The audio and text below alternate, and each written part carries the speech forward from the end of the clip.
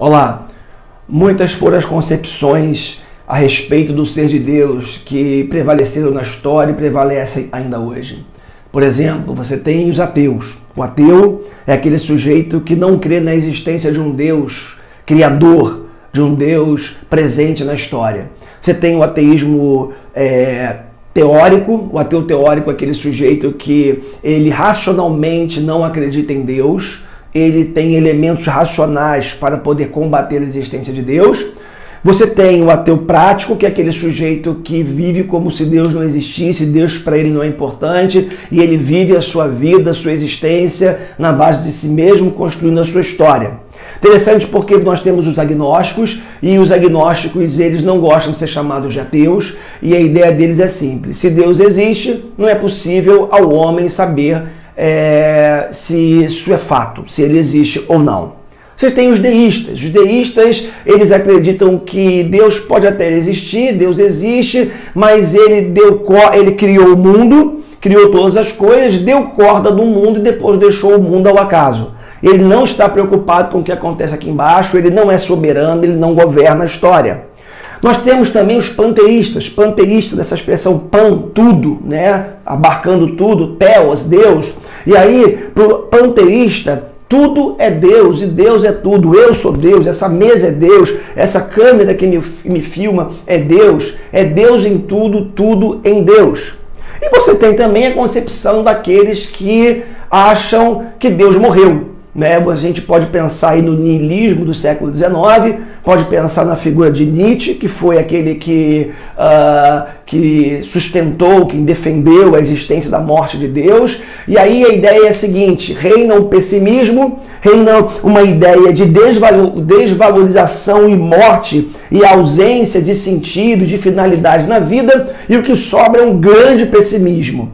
E aí você tem essas várias concepções a respeito do ser de Deus. É interessante porque na contramão disso tudo nós temos os teístas, que somos nós, que acreditamos na existência de Theos, Deus, que acreditamos na existência de um Criador que não apenas criou todas as coisas, mas continua com a sua mão, o seu governo, a sua soberana vontade sendo exercida na história. Com a sua providência, ele governa tudo e todos. Isso é muito interessante porque quando a gente se depara com essa ideia, né, teísta, e a gente tem que fazer aqui, fazer referência ao número de cristãos evangélicos no Brasil, que já somam aí aproximadamente 40 milhões de evangélicos, mas eu costumo dizer, eu tenho repetido aqui, talvez sendo até cansativo em algum ponto, mas eu costumo dizer que o fato de no Brasil haver 40 milhões de evangélicos, isso quer dizer, às vezes, não muita coisa.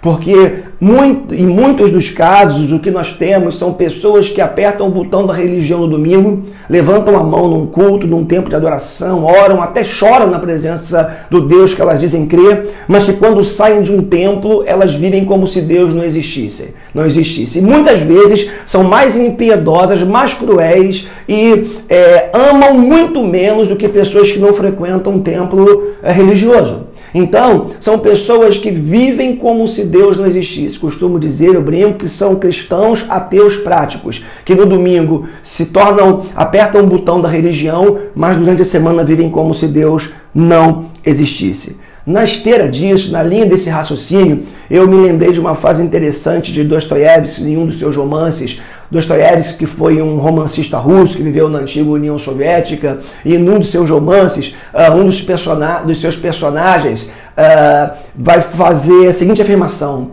se Deus não existe, tudo é possível. Se Deus não existe, tudo me é permitido, eu posso fazer o que eu quiser. Você já parou para pensar numa sociedade sem freios morais? Você já parou para pensar numa sociedade onde as pessoas podem fazer o que elas bem entenderem? O que elas bem desejarem? É bem verdade que a gente tem vivido dias muito próximos disso.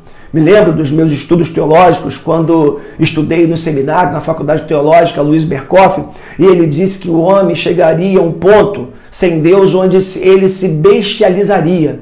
E aí, repetindo aqui o que eu já disse, eu acho que a gente não está muito longe disso.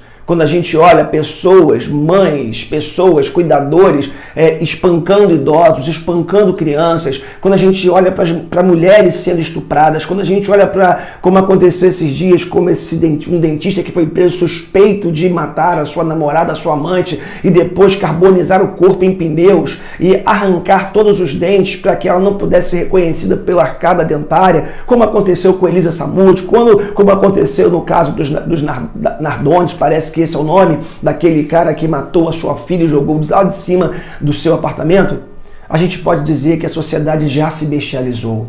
E aí, tudo isso porque o homem foi se afastando do seu Criador.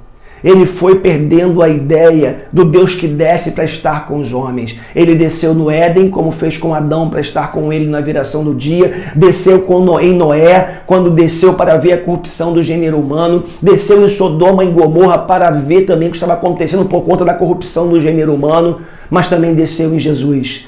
Desceu no Filho de Deus, desceu para salvar a humanidade, desceu para que a humanidade não vivesse mais perdida, morta, afastada do seu Criador. Nós somos teístas, acreditamos em Deus, acreditamos na providência de Deus e entendemos que sem Ele está tudo perdido e o que sobra é o caos. Que você possa viver não apenas como se Deus existisse, mas como o Deus que desceu, está presente na história e se preocupa com cada detalhe da nossa existência.